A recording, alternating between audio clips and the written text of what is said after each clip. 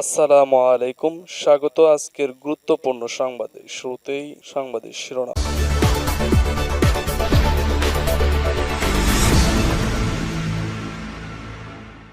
মানিকগঞ্জে ১,৫০০ পরিবার পেল প্রধানমন্ত্রীর আর্থিক সহযোগিতা।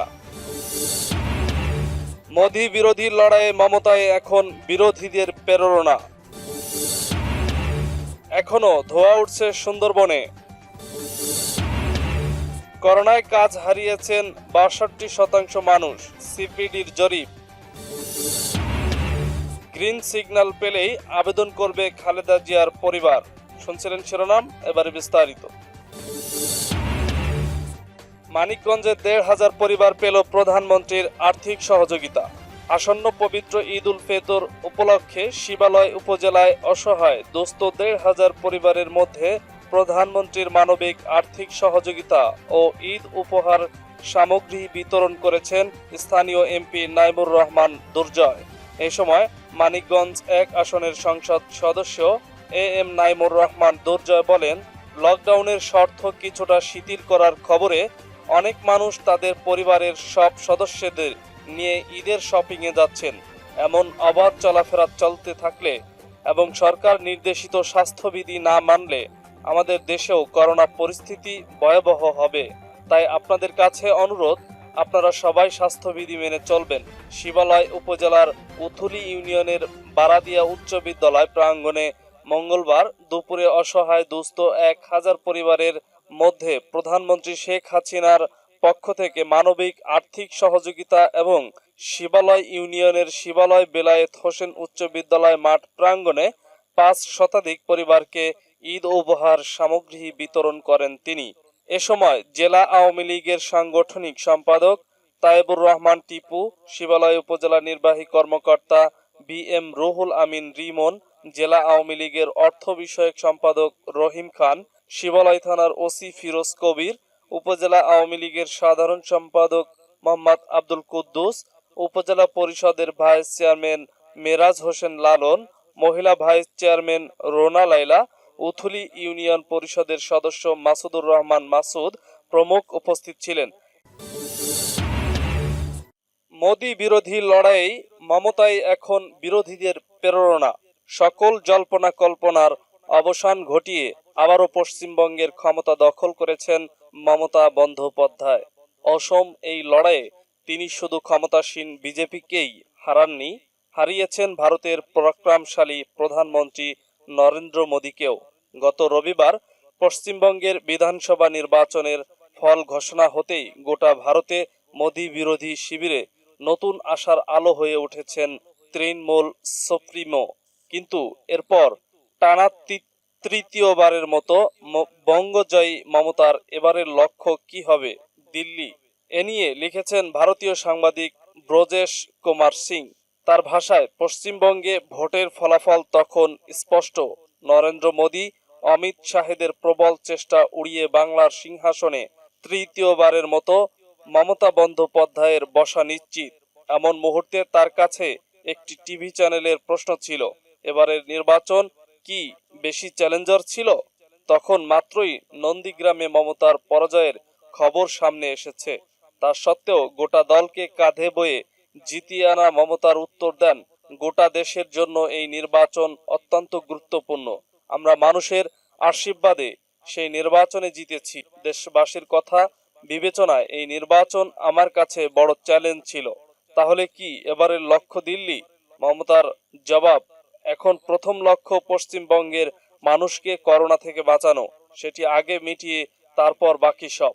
অর্থাৎ বার্তা স্পষ্ট, দিল্লিতে ঠিকই নজর রেখেছেন তৃণমূলের এই নেতা। বস্তুত পশ্চিমবঙ্গ বিধানসভা নির্বাচনের ফল স্পষ্ট হতেই সমাজবাদী পার্টি থেকে শিবসেনা, এএপি থেকে ন্যাশনাল কনফারেন্স সব বিরোধী দলের নেতারাই মমতার লড়াকু এক রেখা ভূমিকার অকুণ্ঠ প্রশংসা করেছেন।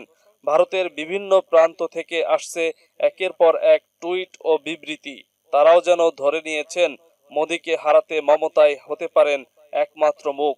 পশ্চিমবঙ্গ ছাড়া আসাম, তামিলনাড়ু, কেরালা ও পুদুচেরিতে প্রত্যাশিত ফলাফলই করেছে পদ্ম শিবির। আসামে ক্ষমতার ধরে রাখা তামিলনাড়ু কেরালায় পরাজয়, কেন্দ্রশাসিত পুদুচেরিতে জয়, বিজেপির এসব পরিকল্পনা ফেল করেনি। কিন্তু পশ্চিমবঙ্গ নিয়ে গেরুয়া শিবিরের যে বিশাল পরিকল্পনা ছিল তা মাঠে মারা পড়েছে এক মমতা ঝড়ে। ধূলিসাৎ হয়ে গেছে বিজেপির এবার 200 পার দাবি। তাই নন্দীগ্রামে নিজে হারলেও মমতা আসলে গোটা বিজেপিকেই হারিয়ে দিয়েছেন। আর তার এই ফর্মুলাই এখন গোটা ভারতে ব্যবহার করতে চাইছেন বিরোধীরা। রাজনৈতিক মহলের মতো জয় অনেকটা আফিমের নেশার মতো, যা কিছু মানুষকে মারাত্মক শক্তি দিয়ে থাকে। মমতা ব্যানার্জির কাছে নির্বাচনে জয়ও অনেকটা তেমনই। নন্দীগ্রামের বিরুলিয়া বাজারে ভোটের কত আগে পায়ে চোট পান তিনি।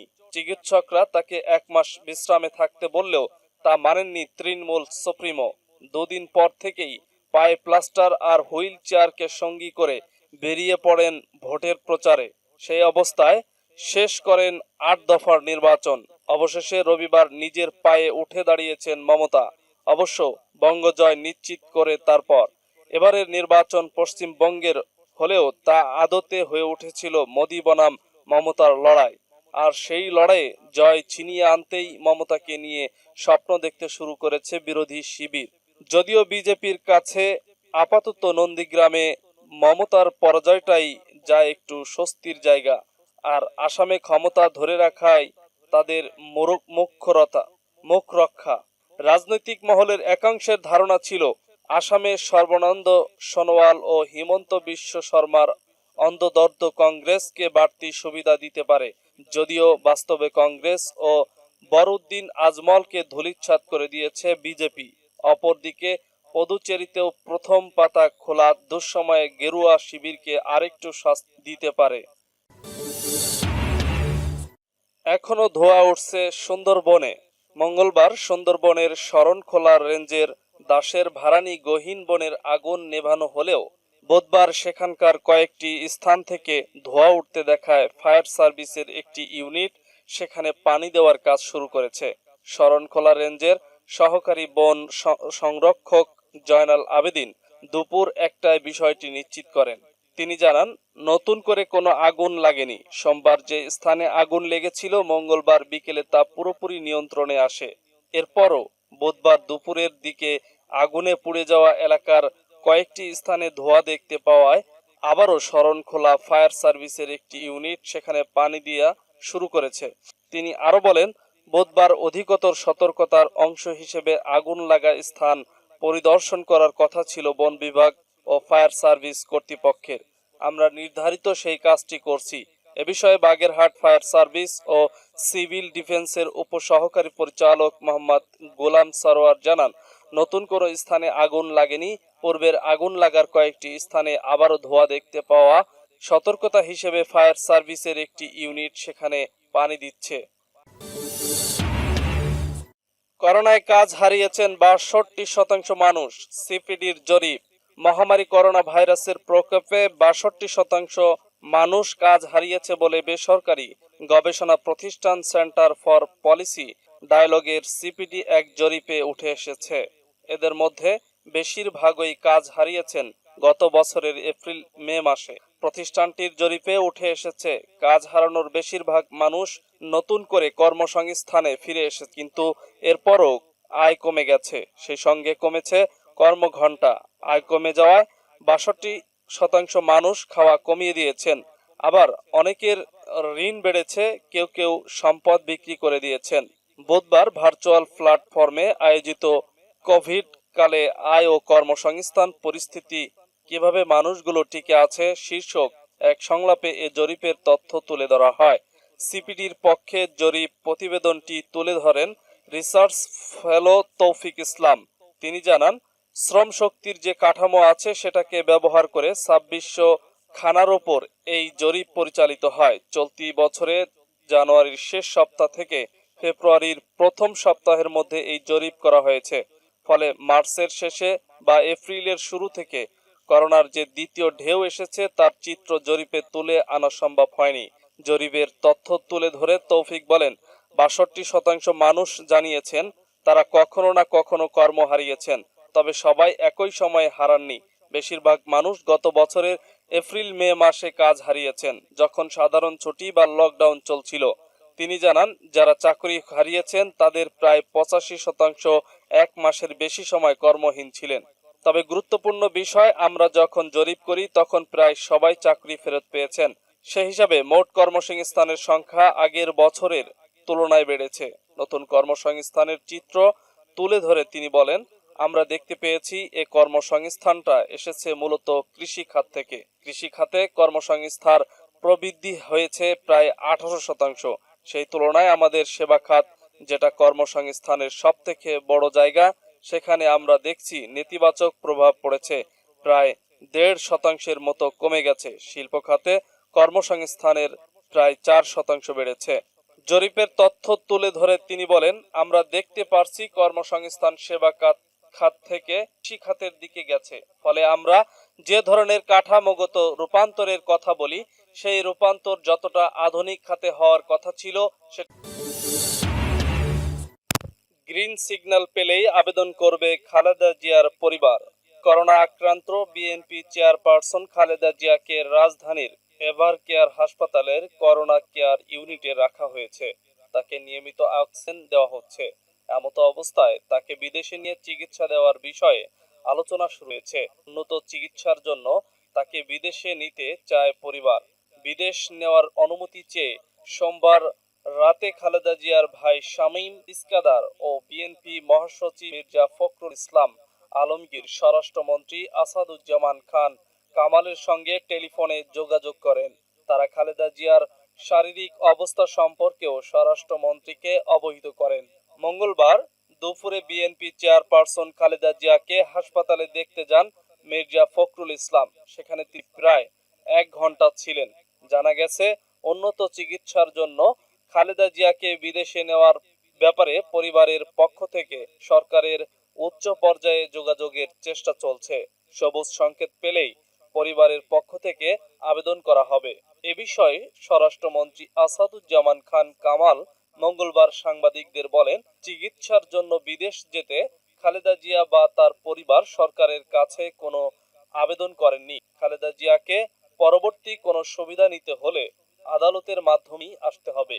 সাংবাদিকদের এক প্রশ্নের জবাবে স্বরাষ্ট্রমন্ত্রী বলেন, খালেদা জিয়া বর্তমানে একটি বেসরকারি হাসপাতালে চিকিৎসাধীন। খালেদা জিয়া যে সাজা ভোগ করেছিলেন তা স্থগিত করে তাকে চিকিৎসার সুযোগ করে দেওয়া হয়। তিনি বর্তমানে রাজধানীর একটি হাসপাতালে তার ইচ্ছা অনুযায়ী চিকিৎসা নিচ্ছেন। তিনি যাতে চিকিৎসা পান সে ব্যবস্থা প্রধানমন্ত্রী করে দিয়েছেন।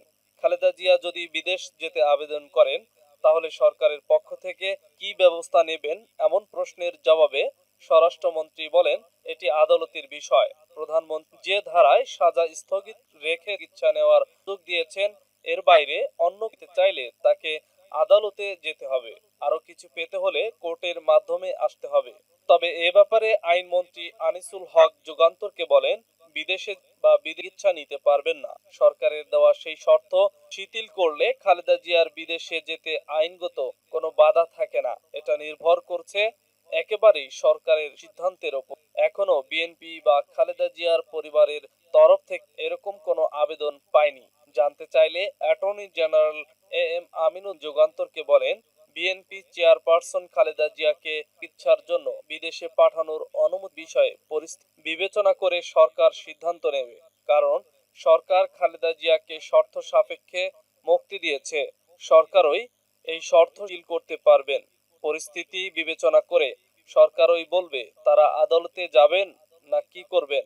মঙ্গলবার দুপুরে মেডিকেল বোর্ড খালেদা জিয়ার অবস্থা পর্যবেক্ষণ করে প্রায় 2 ঘন্টার বৈঠক শেষে বিকেল 4:30টার দিকে বেরিয়ে এসে তার ব্যক্তিগত চিকিৎসক অধ্যাপক এজেএম জাহিদ হোসেন সাংবাদিকদের বলেন, চেয়ারপারসনের শারীরিক অবস্থা এখন চোখে। বিএনপি মহাসচিব মির্জা ফখরুল ইসলামও ছিলেন। 11 এপ্রিল খালেদা জিয়ার করোনা শনাক্ত হয়। এরপর গুলশানের বাসা ফিরোজায় তার চিকিৎসা শুরু হয়। 14 দিন পর খালেদা জিয়ার করোনা টেস্ট করা হলে ফলাফল আবারও পজিটিভ আসে। ফিরোজার বাসায় আরো 8 জন করোনায় আক্রান্ত হন। তবে তারা সবাই এখন করোনা মুক্ত। 75 বয়সী সাবেক প্রধানমন্ত্রী খালেদা জিয়া দুর্নীতির মামলায় দণ্ডিত হয়ে 2018 সালের 8ই ফেব্রুয়ারি তাকে কারাগারে যেতে হয়। দেশে করোনার সংক্রমণ শুরু হলে পরিবারের আবেদনে সরকার গত বছরের মার্চ সরকারের নির্বাহী আদেশে শর্ত সাপেক্ষে তাকে 6 মাসের জন্য সাময়িক মুক্তি দেয়। পরে